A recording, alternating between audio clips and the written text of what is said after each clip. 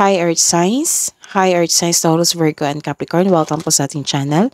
At ito ang yung Daily Gabay Tarot Reading for October 19, 2023. Please be reminded that this is general reading po. Sa maaari kayo makarelate o hindi. Just take what resonates. Gamitin ang reading na ito bilang gabay lamang. Balik po kayo dito bukas para sa ating Daily Gabay Tarot Reading.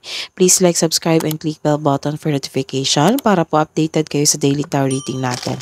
Para po sa gusto magpa-reading, maaari nyo pong makuha ang link. Nasa description box po ito. Message nyo lang po ako sa messenger. Maraming salamat po. Spirit guides, ano po ang ganap today para po kay Taurus, Virgo, and Capricorn ngayong October 19, 2023. Sa araw na ito, may malalaman kang sekreto or magkaroon ng clarity sa isang bagay na gusto nyong masagot yung tanong nyo. And nag-cause ito ng emotions sa katotohanan na natanggap mo. And you are putting on boundaries. May tatahakin ka. Opo, may obstacles sa araw na ito. May delays na nangyari. May challenges na mangyayari. Spirit guys, message nyo po kay Taurus, Virgo, and Capricorn sa araw na ito, October 19, 2023. May travel po kayo ngayon. Get ready for new horizon or parating na tong travel na ito. Follow your bliss. Let's see your energy today, Earth Signs, Taurus, Virgo, and Capricorn sa araw na ito, October 19, 2023. Clarification po sa Queen of Swords. Clarification po para po kay Taurus, Virgo, and Capricorn sa araw na ito.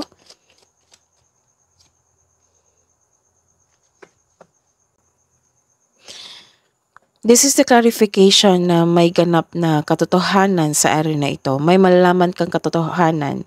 At dahil nito, nagkaroon ka ng pagpasya or desisyon. This is honesty also. Nagkaroon ng moment na yung tao or ikaw naging honest. Sinabi mo na yung totoo or may nagsabi sa inyo ng totoo. And this is the confirmation of your second card. That this is boundaries and boundaries. You are putting boundaries. Nagsiset ka ng boundaries. Some of you, magaling maggawa ng decision. So, this is a decision also. This is decision. Opo. So, maninindigan para sa inyong paniniwala. Focus on your logical at katwiran kaysa umasa sa iyong emosyon. This card asks you to use your intuition para gabayan ka kung sino ang kinakatawan ng card na ito sa inyong sariling buhay. Opo. Kung may malalaman ka talaga dito na sekreto or clarity, naging honest kayo, and dahil niyan, nagkaroon ng boundaries.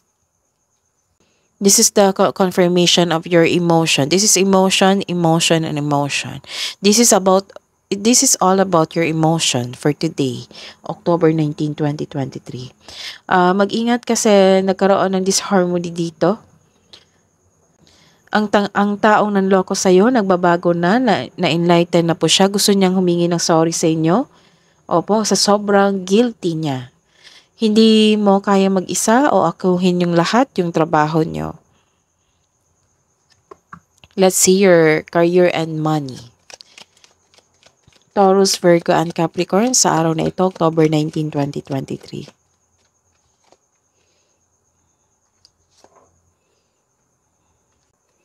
Lumabas yung emotion nyo dito sa inyong trabaho na hindi nyo kaya yung trabaho sa sobrang dami. May taong, it might be you, ayaw mo tapusin yung trabaho, yung project o isang relasyon sa isang business partner. Opo. Pinipressure mo yung sarili mo para magtagumpay, naging perfectionist ka.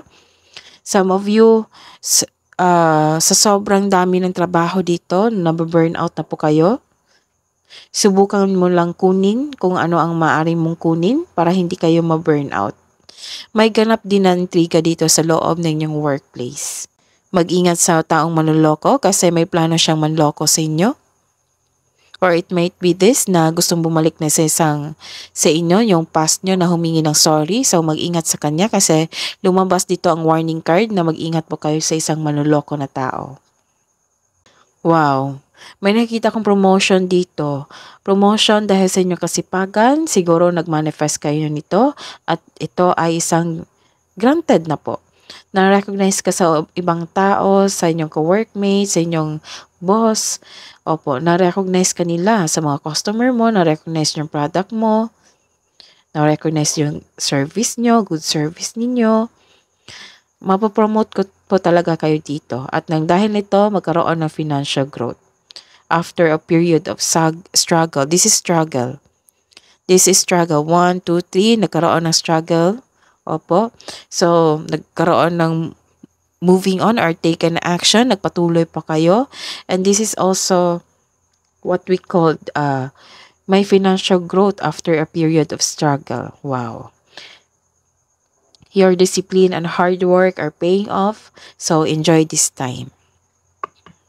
Let's see your love and romance, self-love, partnership, and romance para po kay Taurus, Virgo, and Capricorn sa araw na ito, October 19, 2023.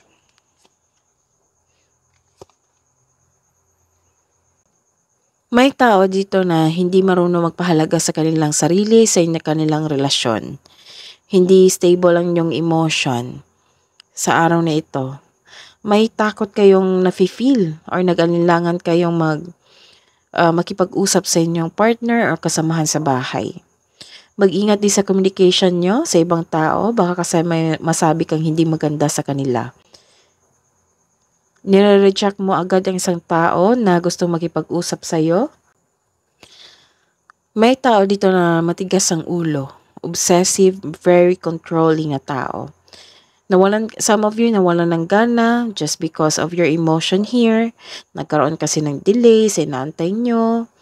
Nagkaroon talaga, this is the confirmation of your first card here, na nagkaroon ng hesitation to take an action, to talk to your partner, to talk to your parents, ganon. Nagkaroon ng unhealthy relationship dito.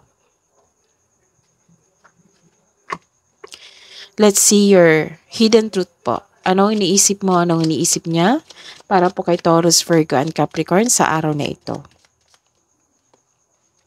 I left you before you could leave me sa mga single. We need to let each other go. Para po sa mga may relasyon, I hide behind material things. I know that I crossed the line with you. Let's see your message po, spirit guides, message po para sa mga single. Keep moving forward, you got this. First quarter, it's time to commit.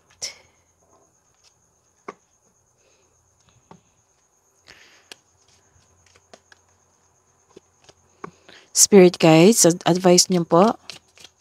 Spirit guide, advice niyo po para kay sa mga marelasyon, Taurus, Virgo, and Capricorn. Spiritual, your spiritual journey is beginning. Love conquers all. Message nyo po, sa kabuang message nyo po at kabuang advice nyo po para kay Taurus, Virgo, and Capricorn sa araw na ito. Spirit guides, surrender to the divine. Lahat yung emotion nyo na naramdaman nyo ngayon, so surrender to the divine. Communication is key para maayos yung problema nyo. Kasi nagkaroon ka ng hesitation dito eh. So, the universe advised you to communicate. Communication is key. Message from angels, archangels, guardian angels, spirit guides. Message from Archangel Raphael. Eat a healthful diet, get adequate sleep, and exercise regularly for optimal health. Message from Archangel Raziel. Use your God-given power and intention to manifest blessings in your life. That is your reading today. Taurus, Virgo, and Capricorn Earth signs. Please like, subscribe, and click bell button for notification para po updated kayo sa daily tarot reading natin. Maraming salamat po.